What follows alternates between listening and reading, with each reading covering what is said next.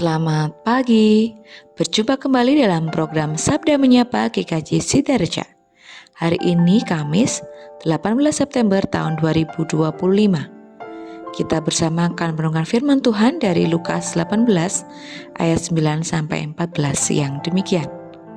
Lukas pasal 18 ayat 9 sampai 14. Demikianlah firman Tuhan. Dan kepada beberapa orang yang menganggap dirinya benar dan memandang rendah semua orang lain, Yesus mengatakan perumpamaan ini. Ada dua orang pergi ke bait Allah untuk berdoa, yang seorang adalah Farisi dan yang lain pemungut cukai. Orang Farisi itu berdiri dan berdoa dalam hatinya begini, "Ya Allah, aku mengucap syukur kepada-Mu, karena aku tidak sama seperti semua orang lain, bukan perampok, bukan orang lalim, bukan pezinah dan bukan juga seperti pemungut cukai ini. Aku berpuasa 2 kali seminggu, aku memberikan 1/10 dari segala penghasilanku." Tetapi pemungut cukai itu berdiri jauh-jauh, bahkan ia tidak berani menengadah ke langit. Melainkan ia memukul diri dan berkata, "Ya Allah, kasihanilah aku orang berdosa ini. Aku berkata kepadamu, orang ini pulang ke rumahnya sebagai orang yang dibenarkan Allah dan orang lain itu tidak. Sebab barang siapa meninggikan diri, ia akan direndahkan dan barang siapa merendahkan diri, ia akan ditinggikan."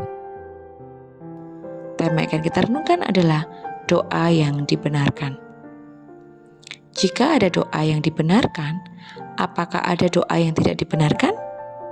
Dalam perumpamaan ini ada dua bentuk sikap orang berdoa, yaitu sikap doa orang Farisi dan sikap doa pemungut cukai. Orang Farisi berdoa dengan memegahkan diri dan merendahkan orang di sekitarnya. Dia membanggakan dirinya karena tidak sama dengan orang lain. Ia bukan perampok, ia bukan bezina. Ia bukan juga seperti pemungut cukai di ayat 11. Ia berpuasa 2 kali seminggu dan rutin memberi persepuluhan di ayat 12. Sementara pemungut cukai berdoa dengan merendahkan hati, mengakui kesalahannya dengan memukul-mukul dadanya. Ia meminta pengasihan Tuhan untuk mengampuninya di ayat 13. Yesus berkata kepada murid-muridnya bahwa yang dibenarkan Allah adalah doa yang mengakui kesalahan dan memohon belas kasihan Tuhan di ayat 14. Sebaik-baiknya orang pasti pernah melakukan kesalahan. Sejahat-jahatnya orang pasti ada kebaikan yang pernah ia lakukan. Pastilah ada perbuatan baik. Pemungut cukai walaupun di mata manusia lebih banyak jahatnya. Dia tidak mengungkapkan kebaikan-kebaikannya karena amal yang diperbuatnya tidak mampu menyelamatkannya. Namun dia memohon kepada Tuhan yang penuh belas kasihan dan berkuasa menyelamatkan. Semua yang kita lakukan tidak pernah luput dari mata Tuhan. Biarlah perbuatan baik itu dirasakan semua orang dan perbuatan jahat itu kita jauhkan dari hadapan Tuhan dan sesama. Mengaku dosa adalah sikap orang yang rendah hati. Pada saat mengaku dosa ada proses dalam diri untuk menjadi lebih baik. Inilah yang Tuhan kehendaki. Mengaku dosa dan tidak melakukannya lagi. Semua orang berdosa di hadapan Tuhan dan kebaikan-kebaikan yang kita perbuat itu tidak bisa menghapus dosa. Hanya Tuhan yang mampu mengampuni dosa. Tuhan adalah Bapa yang pengasih.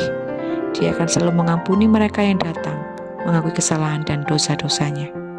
Sebagai respon kita, mari meneladan sikap pemungut cukai yang dengan rendah hati mau berdoa dan meminta pengasihan Tuhan.